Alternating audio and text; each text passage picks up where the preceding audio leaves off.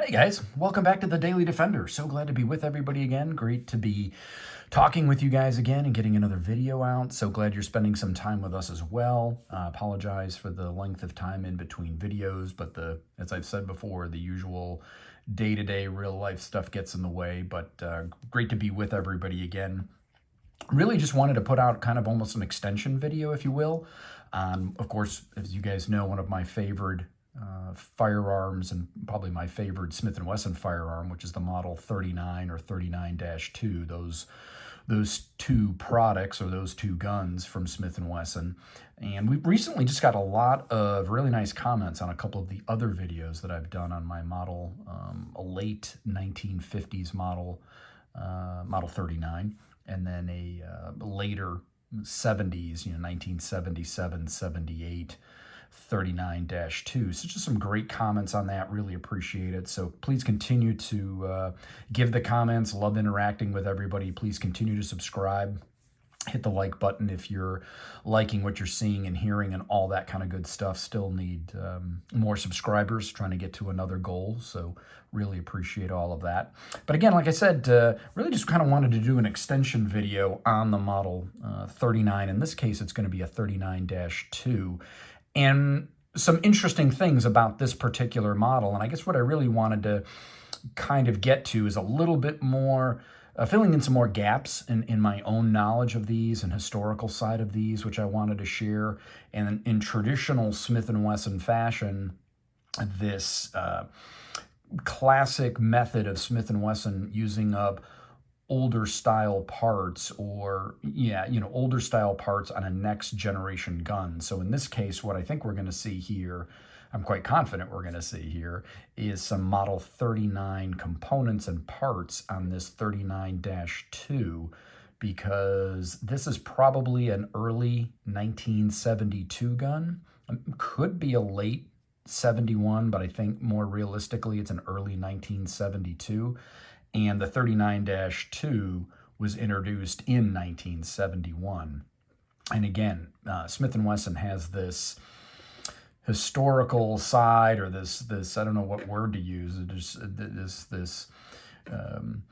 nature in their manufacturing or concept of using up all the old parts and pieces in the bin, even as they've moved to the next model or engineering change, in this case the 39-2. So I'll kind of walk through all that again. One of the things I wanted to do is, again, part a little bit more history, or maybe just keep the history going. You guys know I always kind of want to keep the history alive and give a little bit of background information or historical reference on the Model 39, as you guys have heard me before. And check out the other two videos. It's just there's a ton of history with these guns. I think some of it's getting lost, and on the other hand, I don't think Smith & Wesson gets anywhere near the credit that they should with this particular firearm and what they had done and the engineering and all of that. So let's just go back real quick to do a history lesson, because again, I do want to fill in some gaps on some information I had learned. So real quick, the Model 39 is a concept and a product that basically comes out of World War II. At the end of World War II, U.S. Army, Department of Defense, whatever you want to call it, speaks with Smith & Wesson and says, hey, we think we want to look at a different pistol. We want it to be 9mm, semi-automatic, DASA, that kind of configuration. And they do. They evaluate the pistol. The time frame's a little sketchy. I'm going to say late 40s, 1950s, probably no longer than 52. And they do this evaluation, but come to the conclusion that they don't want this pistol. They're going to stick with the 1911. So we fast forward a couple years, 1954-ish, and that's when Smith & Wesson decides to launch it commercially. Now, this is the part that I didn't really understand.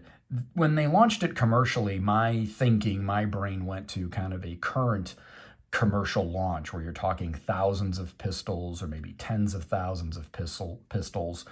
What I learned was it was really hundreds of pistols. We're talking 200, 300, 600, that kind of thing.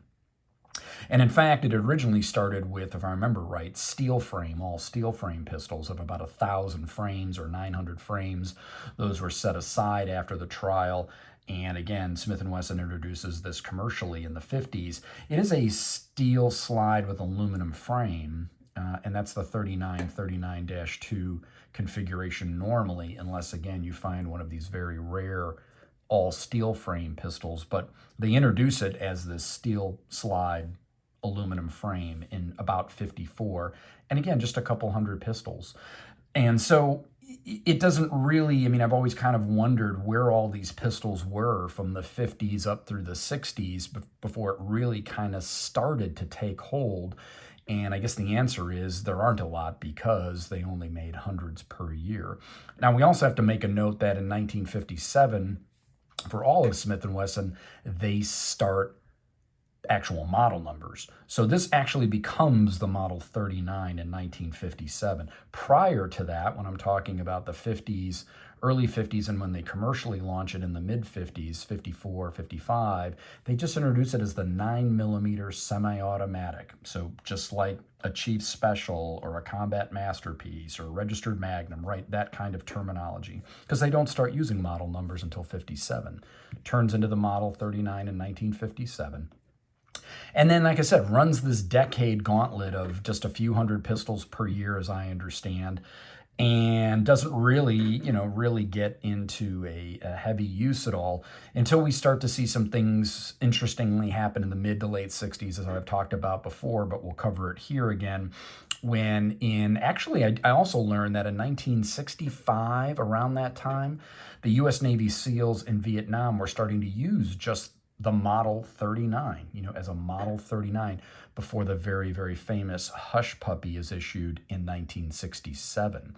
Now, the other interesting thing that happens around 67, 68 is the Illinois State Police pick this gun up. They're actually not the first department in the U.S. to pick it up. I think there was a California department, a department up in the Northeast, but they are the first major mainstream large department to pick up a 9mm semi-automatic American-made.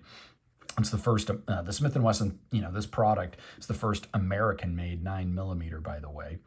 And so the state police pick it up, like I said, in 67, 68 as the Model 39. And are also kind of a de facto R&D for Smith & Wesson, and they make some other adjustments to the pistol. And I think also the Navy SEALs provide input. They provide additional input also for a double stack. This is actually a single stack 9mm. We'll talk a little bit about that real quick as we do a walk around. So that's kind of our historical side of this. And then just to clean that up, in 1971, they issue the 39-2. You may also be asking what happened to 39-1, because I was wondering about that too. I had recently come across the fact that Smith & Wesson had taken the 39-1 and had already assigned that model or engineering change to another pistol that I believe the U.S. Army Marksmanship Unit or something like that, or maybe it eventually became the Model 52. I'm not completely sure myself, but effectively, they had already assigned the 39-1, so they had to go with 39-2, which they did here in 1971. So that kind of brings us up to speed on this firearm, and those dates and all that's kind of important because I remember I started the video off explaining that Smith & Wesson had this notorious habit, that's the word I was looking for earlier, notorious habit of using up older parts in the next evolution or next engineering change, right? You'll see within Smith & Wesson a model, 36 and then 36-1 and 36-2 and 36-3 and all that. And sometimes there are minor changes, sometimes there are more major changes.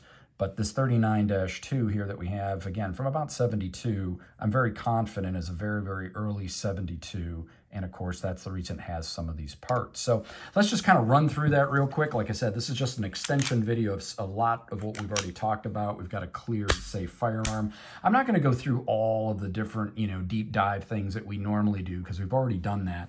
But again, if you have one of these or you're thinking of getting several, you're kind of getting into collecting 39s and 39-2s, or maybe you've inherited one, all of those great stories. Maybe you want to know a little bit more about the pistols and kind of how they evolved through that 50s, 60s, 70s, and then they finally stopped making them, I think, in 1982, if I remember correctly. But really what I wanted to point out here was that, again, this notorious use of components and parts. And I think the first place we need to look first that I noticed is that we have a full barrel bushing here, which you can see.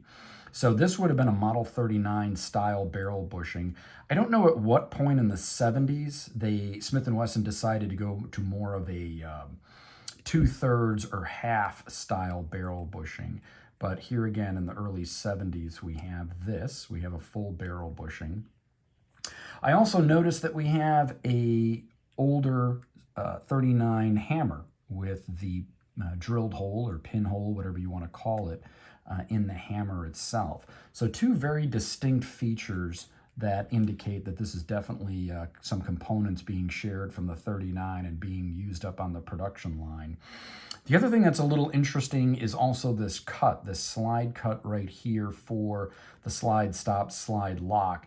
This was, the 39 actually had a slightly different configuration. It looked like they had adapted this a little bit for the 39-2, but still kind of looks like a 39 slide cut. As you go deeper into the 39-2s, like when you get to the 1977-78 model that I have a video on, you'll see it's another style cut. It's a very kind of abrupt upward slash kind of cut, nowhere near this kind of nice unique shape. Of course, it has the old Smith & Wesson stamp as well, which is nice. At this point, they are already using the longer decocker safety as well. And so they don't need, or they do need, I should say, the cut on the wood grip or panel. You'll notice if you go back to my other video on just the 39 from the late 50s, that is also using some older parts. It's actually using a decocker from just the 9mm semi-automatic firearm that was issued right in the mid-50s, and they don't need the cut. So it's a straight across wood grip, very unique, very rare, just used, I think, for a few years, as I understand it, before they moved to this slightly longer decocker safety. Other than that, this is a very traditional 39-2 in that regard. It's got the beautiful lines. It has the, of course, just the curved trigger guard and all of that. As I said earlier, it's a single stack, 8-round, if I remember correctly, all metal magazine that comes with these, and again with the original stamping. I don't know if we could pick that up. There's a lot for this camera to focus on. Always nice to see that. This particular firearm came with 2 magazines, no box, no papers, but it was about, I'd say, somewhere between $300 and I guess you could call it $500 less than a similar, model year with box and papers. And it was actually in very, very nice condition. We can do a little bit of a walk around here. I mean, the grips and stocks are nice. There's no major wear anywhere. The bluing is very, very nice, as this was back in the day, this black mirrored bluing, which I just absolutely love. And of course, the 39-2, while we're on this side of the pistol, has the newer, compared to the 39, has the newer, smaller, shorter extractor, which, again, the story goes that this was input from the Illinois State Police, that the very long, wide extractor on the 39s, and again, the 9mm semi-automatic before it became a 39, were prone to breaking. Now, the reality of that, I don't know, right? And we've got a lot of decades that have passed. Was that because of improper cleaning? Was that because of certain ammunition? Was it actually a flaw in the extractor? I'm not sure if anybody knows. I mean, if we've got some viewers that were involved with the Illinois State Police or had some knowledge of that and Smith & Wesson at the time, it would be amazing to hear from you folks on what you thought or what was happening at that time with those extractors. I had also had someone comment that the decockers were, I guess, prone to failure, although that was very, very difficult for me to, secondary or tertiary support with other data somewhere that these had any kind of high-level prone failure rate. for these decockers and safeties. So I am a little bit more cautious based off of that information, but I also have never experienced that myself or spoke with somebody that said that they thought that was really an issue. But I am a little bit more careful, certainly with my older generation Model 39.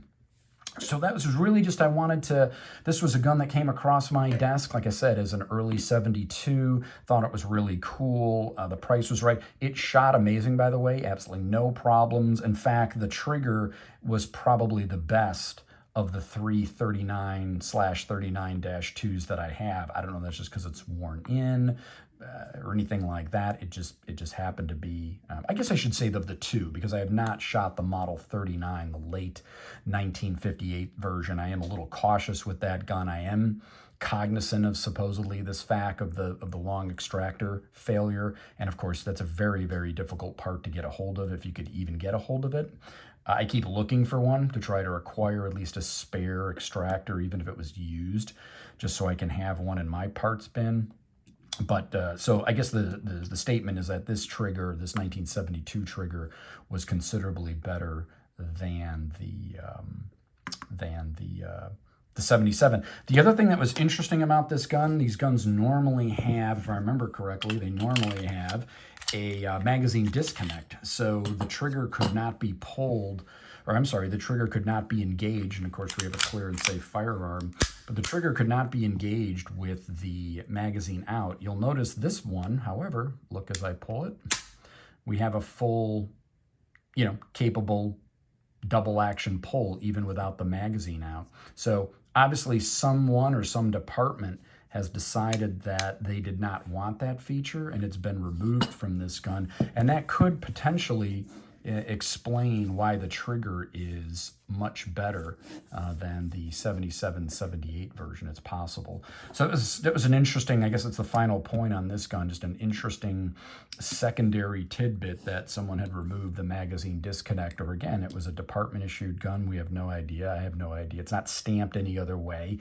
It's not stamped ISP or anything like that from the Illinois State Police. So, but another interesting feature on this particular gun. So again, just an extension video. Really wanted to kind of get that out there because there were a number of comments recently on the other 39 and 39-2 videos I was doing. So just to maybe kind of put that full picture together in terms of the late 1950s and early 70s, and then my other video with the late 70s. Ideally, I would still like to acquire one more, probably a 67, 68, 69 Model 39 to kind of have one almost from each decade and each period of time in terms of what Smith was doing. But if you've got other comments on this, again, would love to hear them just like the other ones. It's just great to hear from you all. It's great to interact with everybody. So appreciate you tuning in one more time, and we'll see you again very, very soon on the Daily Defender.